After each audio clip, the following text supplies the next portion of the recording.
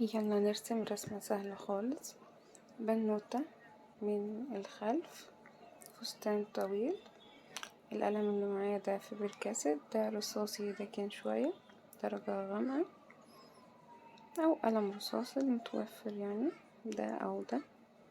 بس أنا ده بحس إنه مش بيهبب الورقة، يعني لو جيت مسحت الورقة مش بتتهب.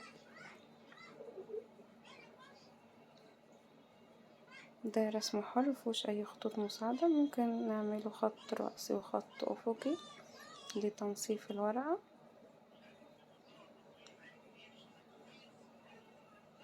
عشان تيجي مثلا في نص الصفحة أو يطلع عن النص اليمين من الرسمة زي النص الشمال، نفس المقاسات.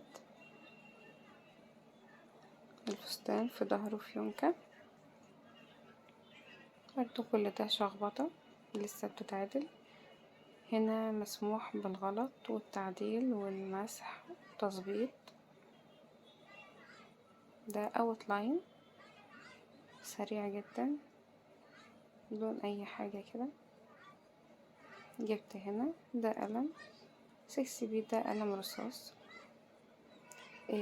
بيفرق عن الفحم ان هو بيدي لمعة، بيبقى افتح شوية من الفحم وبيدي لمعة.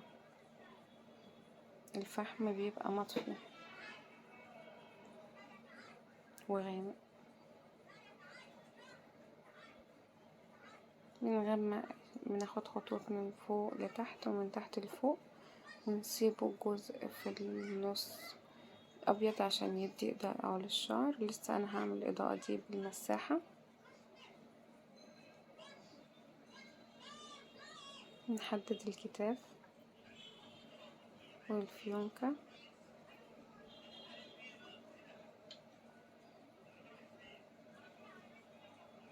رسمة سهلة جدا جدا، أي حد يقدر يعملها في 5 دقايق.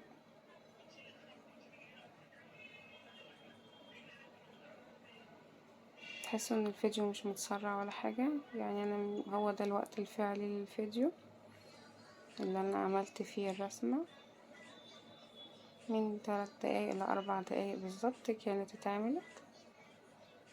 سهلة جدا وسريعة وحلوة. غيرنا جو وعملنا حاجة لطيفة، والأدوات بسيطة جدا.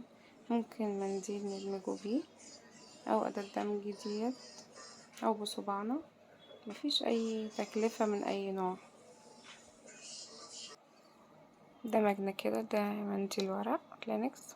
عملت الإضاءة بتاعة الشعر وما نسيتهاش.